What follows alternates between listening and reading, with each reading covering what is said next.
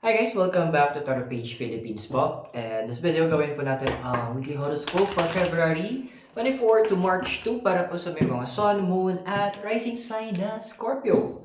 So kung bago kayo sa channel, please click the subscribe button, bell notification, and like the video as well. Kung hindi niyo po alam po ano yung Sun, Moon at Rising zodiac signs niyo po, importante kasi to. Sa dulo po ng video natin, meron po time link para dito. Remember that the readings are for guidance purposes, so use your free will wisely.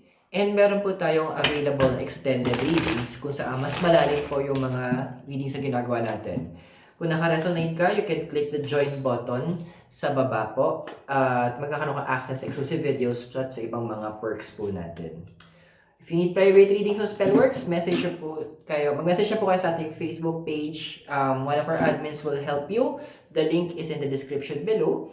And for donation, pwede pong gamitin yung heart o yung thanks button sa baba. Tansya na, ang gulo ng mga pusa. Mikay!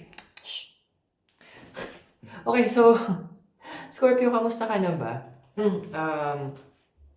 What we have here, unang card mo is the Page of Wands and exchanging gifts. Andun kasi na ang dami sa inyo na you're asking for deep inside eh. Ano yun? Ang hirap kasi maghanap ng kayang tapatan yung energy mo. One of the intense zodiac signs is ikaw. Pero alam mo yung na there's a lot to give. Pero parang walang gustong tumanggap. Walang gustong maka-experience nung passion. Kaya may kasabihan yan, once you love a Scorpio, you will never forget the love of a Scorpio. Kasi ando na yung mind, yung heart mo, ando na given, it's either all or nothing eh. Medyo ang Venus natin ang Venus energy mo is talagang nag-intensify. Andoon na talagang you're really wanting yung connection na yon. Andoon na hinahanap na ng heart mo yung connection na that will make you feel na this is ito yun, parang ito yung feel belong, narinig ka, na-accept ka, andoon na nagre-receive yung naibabalik o nasusuklian yung affection na binibigay mo. Now, hindi lang naman to tungkol sa magkakaroon ng jowa ha. It also implies doon sa around friends or family na naghahanap ka din ng ganun. Na parang, pwedeng ako naman, ibigay ako naman yung makaka-receive. Kasi what you're doing is for people is actually your way para ipaalam sa kanila. Ginagawa ko ito kasi nag-hope ako, nangangarap ako na eventually gagawin nyo rin. Hindi man sa same na lakas sa intensity na ginagawa ko, pero masuklian man lang. Pero what's crossing you? The High Priestess, tsaka Poised. Well, andun naman kasi I get you naman that, sabi nga diba, there is wisdom in experience. May mga bagay na natuturo sa atin ang mga napagdaanan natin or pinagdaanan natin. And the cards are showing me na andun na, sila sa alang-alang mo din. Kasi, yun nga, once you get hurt, grabe naman yung pag na-hurt ka, diba, in the past. Talagang nasa-shatter. Ang dami sa'yo, nasa-shatter talaga yung mundo. Hindi nyo nga nang pinapakita kasi you try na to be strong. Ang nakakalungkot lang din kapag pinipick up nyo na yung mga shattered pieces ng sarili nyo. Ay yung para ka nagpupulot ng basag na salamin, kahit nasusugatan ka, nakangiti ka pa rin. Hindi naman siya sa nagiging plastic ka sa totoong nararamdaman mo. It's just that hindi wala ka namang sorry pero yun yung masakit na part sa'yo. Backup plan ka ng marami, backup resource ka ng marami, pero ikaw mismo, wala kang backup plan or backup resource, wala kang backup na tao. Ando na ikaw, sarili mo yung backup mo. So, you have no choice, sakit na saktan, ngiti, tayo, move on, kahit nagdudugo pa yung mga kamay. So, ando na, takot ka lang, nagigets naman natin, takot ka lang na ma-experience mo ulit yung mga yun. Pero that same fear kasi din, ang pumipigil sa'yo to get to know other people. To get to know, to involve new people, mag-accept sa life mo. Ano naman na you're just using your wisdom, but just, wag naman sobrang sarado ng pinto, ha? Kasi, hindi rin maganda yun. So, your desire card is a Three of Swords and Serendipity. May pagka-romantic ka din ngayon, di ba? Andoon din na may pagka-ideal ka din na hoping na hindi, parang paulit-ulit na or parang ang pangit na ayaw mo na ay, magkakaroon ka na new friend or may makikilala ka someone special because, ay, online, nag-match kami sa nearby. Ano na may part sa'yo, Scorpio, na medyo gusto mo medyo old-fashioned. Kaya nga, medyo nagiging active ngayon yung, yung Venus mo. Yung Venus sign mo. Yung tipong friend of a friend or na-meet mo kasi maybe in a bookstore or maybe andun ka sa isang, let's say, a bar, na gano'n, na nagkakilala kayo doon, nag-click yung usapan, naging magkakilala, naging acquainted. May ganun kang desire na medyo old-fashioned. Parang kasi may mindset kayo or naiisip nyo na parang pag kasi online, parang ang dali-dali kasi gumawa ng fake na personality, di ba? Unlike kapag person mo na meet, a friend of a friend, mga ganyan, or sa coffee shop, kung ano man, mamimit mo siya as it is. Siya na yun. Walang pretension, walang nagtatago. So, why not? The universe will be providing that wish mo, that desire, very soon. Kailan? Check natin sa extended readings. Now, yung foundation mo kasi we have here the Hangman and Mending. Okay.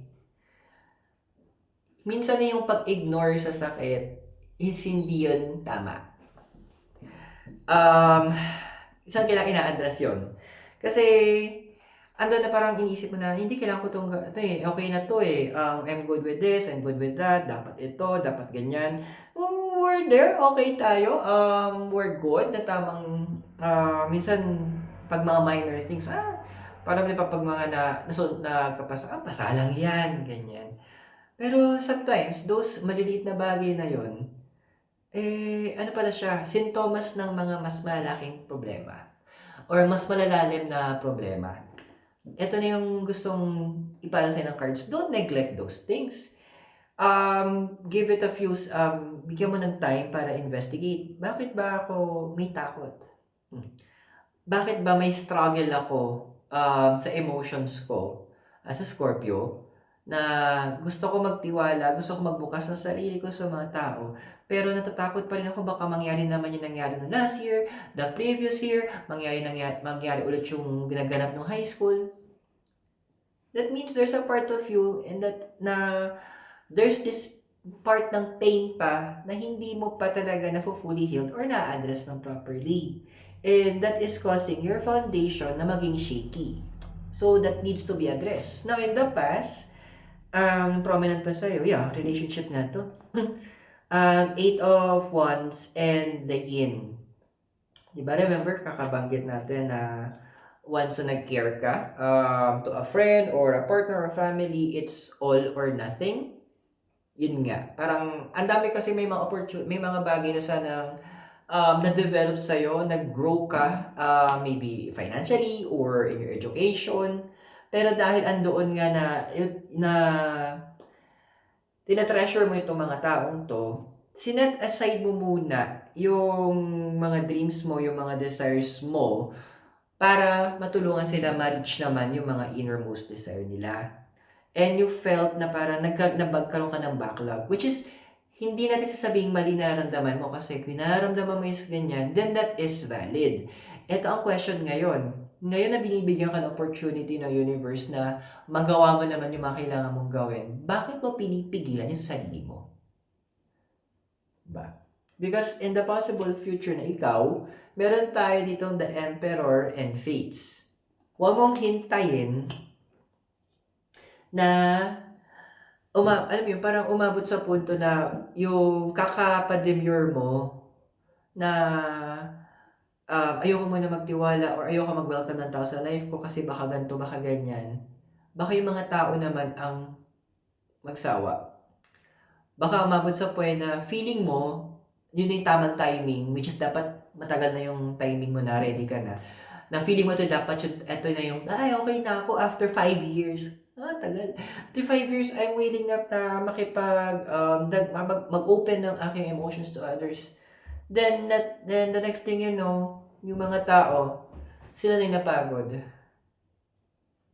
Napapagod na yung ibang mga tao, Scorpio. So, andoon na, once na binigay ng universe opportunity, huwag mo na pigilan yung sarili mo. Grab it. Take it. Make it your own.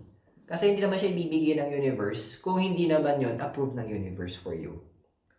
So, if nakaka-resonate ka sa readings natin, meron tayong extended readings, i-click mo na yung join button sa baba para after na tong video na to, pwede kang dumiretso sa ating mga exclusive videos. Okay? So, yung join button sa baba. Ayan. So, diretso tayo. So, your physical environment, we have here the Four of Wands and happy. Well, technically, yes. Ando na may positive disposition ka naman sa life. Although, in general, people find you may strong personality ka. Yung tipong parang ando na unang tingin pa lang sa'yo, nakuha mo na yung attention nakukuha mo yung attention nung lugar. Siguro doon kasi part ng confidence din sa'yo.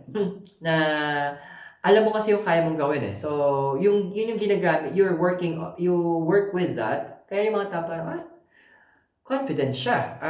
Ibig sabihin nun, that this person knows what they're doing. And alam nila na kaya mong dalhin yung sarili mo.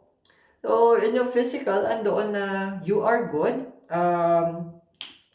Yun yung nagiging outlook ng mga tao sa'yo. And not to mention with the card of happy, andoon na you try to be positive. You try na makita yung mga goodness sa lahat ng nangyari. You try na pinipilit mong hanapin ng liwanag sa mga bawat madidilim na sulok.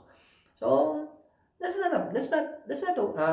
okay. Wala namang problema doon. But, checking here naman sa emotional environment mo kasi, Empress, tsaka si Imagine. Ano pa rin na may malalim ka na desire na, sana ganito din. I wish na ganito. I pray na ganito. I'm hoping na ganito. Your emotions is very powerful, Scorpio. Gusto ko lang ipaalala sa'yo. Andun kasi na, yung wini-wish mong yun eh. Ito yung mga hidden cries ng heart mo. Yung mga iba doon, someone to trust, someone na pwede kong, yung tipong, kasi may capacity ka, kaya mo ibigay yung sarili mo or buhay mo, if importante or mahal mo yung isang tao, na nag-hope ka, nag-wish ka actually, sa heart mo na, makahanap ka din ng gano'n. Yung kaya mong magtiwala, nang hindi ka kinakabahan. Parang yung parang pusa na takot na takot tapos nung nakita niya yung love mo, naramdaman niya yung unang love mo na hindi na siya nagdalawang isip na sige mamahalin din kita, matutulog ako sa malapit sa iyo, habang nakatutulog ako, expose ko yung chat ko kasi alam ko safe ako kasama ka. Parang ganun ka, parang pusa ka na naghahanap ng pwedeng pagkatiwalaan o pwede mag-aruga sa'yo. And that's a silent cry ng emotions mo ngayon. And also, your hopes and fears. So, Eight of Swords, tsaka Treasure Island. So, andun pa rin na... Question ko sa'yo, bakit kailangan mong i-present lagi yung mga good things about yourself? Bakit nililay down mo agad yung cards mo para sa ibang tao para magustuhan ka nila kasi strong yung personality mo. Minsan, this time medyo ibalik mo yung pagiging mysterious mo. Remember, diba, madali naman sa'yo magkaroon ng transformation kasi Pluto is your ruling planet. And Pluto symbolizes transformation. It's about changes. So, and also, ang ruling tarot card mo is Death, which is about metamorphosis. It's not working kasi na karamihan sa inyo, hindi na nag-work na masyado kayong bukas, masyado kayong open sa mga nami-meet nyo agad, trying to win them kasi nga naghahanap ka ng pwede mong masandalan, your Venus sign is currently active, the Venus energy. Try naman na medyo magkaroon ka ng reservation, medyo konti lang. And add some mysteries sa'yo, which is yun naman talaga yung trades mo. Para naman magkaroon sila ng, parang pag nakita ka, okay siya, pero sino siya? Then, andoon na, that's one of your major magnetic capacity. Now, your possible future is the Ace of Cups and message in a battle. Wish ka ng wish, di ba? Desire ka ng desire. Pero dinedeny mo din. Minsan na, hindi okay lang ako, I'm good naman, ganyan. But this time, the universe will suddenly provide a person or possible individuals na medyo, sabihin na lang natin pasok sa puso ang kanilang capacity to understand you. Pasok yung capacity nila para tapatan yung energies mo. And andoon na kaya nilang in a way, or kaya niya in a way, intindihin yung mga saltik mo, yung mga pabago-bago mong pag-iisip. And this is when, okay, so, alamin natin sa extended reading mo kung kailan to at sino ba sila? Or sino siya? Okay, so I hope nakatulong yung readings sa'yo. And remember, those readings are for guidance purposes. Use your free will wisely. Kung bago kayo, subscribe, like, and share this video. And, ando din na if you want to magkaroon ng access sa ating ginagawang extended readings, may cards nang available para dito. I-click nyo lang po yung join button sa baba. Spell works and private reading, message nyo lang po kayo sa ating Facebook page. Yung link na sa description ng video. One of our admins will help you. And for donation, pwede po gamitin yung heart, yung thanks button sa baba. Scorpio, maraming salamat sa iyo. God bless, namaste, Hare Krishna, and blessed be. At naway magkita tayo soon. Wala po dito sa Dominican Hill and Baguio City, kasama po naman kulit na Mikay Noodles na nag-urong ng camera. You have a great day. Magkita po tayo sa extended reading. Bye for now.